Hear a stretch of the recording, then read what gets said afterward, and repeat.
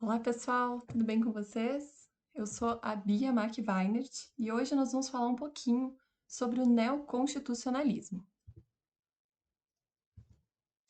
Bom, então hoje, como eu disse, nós vamos falar brevemente algumas considerações sobre o neoconstitucionalismo.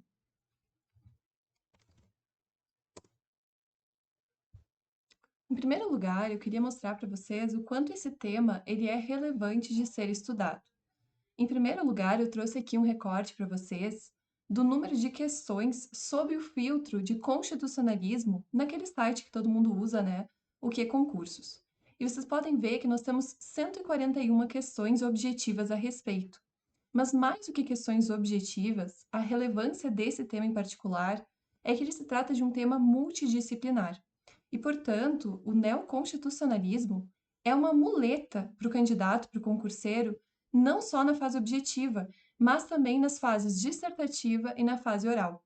Isso porque, a partir dos conhecimentos profundos do constitucionalismo e desses conceitos iniciais da teoria da Constituição, o concurseiro vai ser capaz de responder, por vezes, uma questão que permeie a interpretação constitucional, direitos e garantias fundamentais, enriquecer, portanto, diversos temas em uma resposta em fase oral, e mesmo, no caso de não saber responder propriamente o que foi perguntado, trazer e demonstrar conteúdo ainda assim.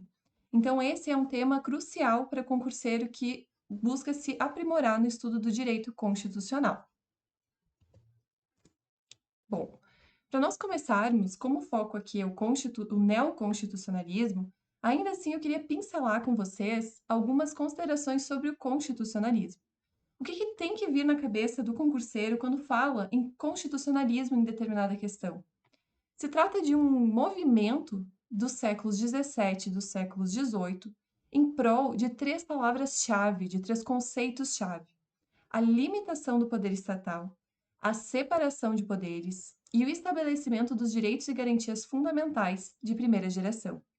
Vejam, portanto, em um resgate histórico, é certo que esse constitucionalismo moderno dos séculos XVII e XVIII está associado a um rompimento daquele anterior poder absolutista, em que havia a concentração dos poderes do Estado e uma elevada intromissão estatal na vida dos seres humanos.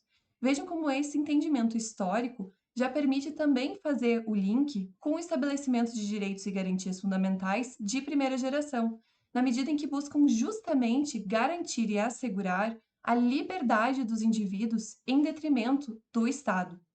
Então, aqui também é possível fazer uma vinculação, brevemente, só para vocês perceberem, com, por exemplo, os sistemas de governo, o presidencialismo ou a monarquia, por exemplo, e também o parlamentarismo.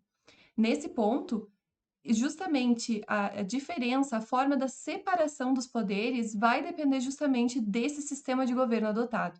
E, claro, o foco em relação ao constitucionalismo é em relação às constituições inglesa, que derivou da Revolução Gloriosa, e das constituições dos Estados Unidos e a Constituição Francesa, que são símbolos emblemáticos, cada qual da sua determinada perspectiva, que merecia uma aula própria, de cada um desses elementos. Um breve aprofundamento aqui para demonstrar o quanto esse tema é rico e pode ser aprofundado em eventual questão dissertativa, fase oral e mesmo nas objetivas. Pode ser questionado ao candidato se o constitucionalismo foi verdadeiramente o início das constituições, porque isso que eu trouxe para vocês é o que geralmente a gente estuda. Mas realmente, se vai se consultar Ingo Sarlet, por exemplo, vai se verificar que o doutrinador elenca esse constitucionalismo como constitucionalismo moderno. Isso porque as constituições têm o seu início, são verificáveis, pelo menos, tanto num fenômeno do constitucionalismo medieval, quanto mesmo remontar a Aristóteles, da filosofia grega. Nas noções de Aristóteles sobre uma sociedade, a construção de uma sociedade, Aristóteles já previa a existência de um documento como uma constituição. No entanto, dessa forma, como mecanismo de limitação do poder, separação dos poderes e estabelecimento desses direitos de primeira geração ou dimensão, é que se fala no constitucionalismo moderno.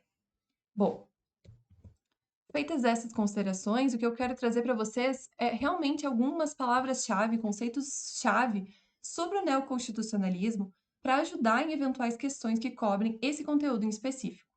E aqui, o que tem que vir na cabeça de vocês quando se falar em neoconstitucionalismo é o que o ministro Barroso traz, que está abarcado esse fenômeno em particular por três marcos principais.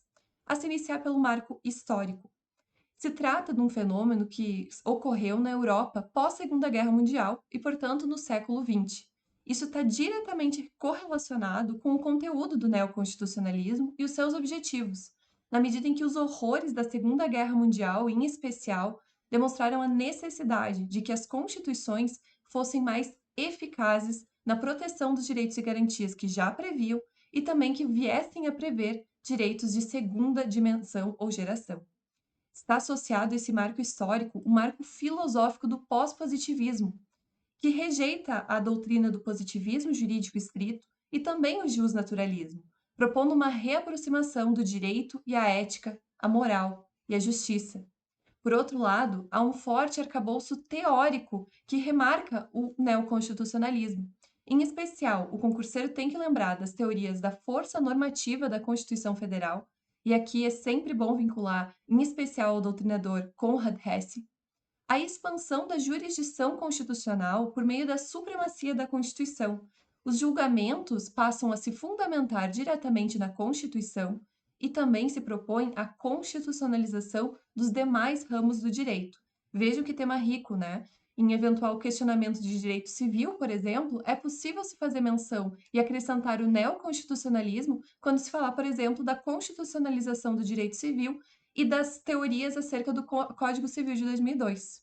E, por outro lado, também há os novos métodos interpretativos.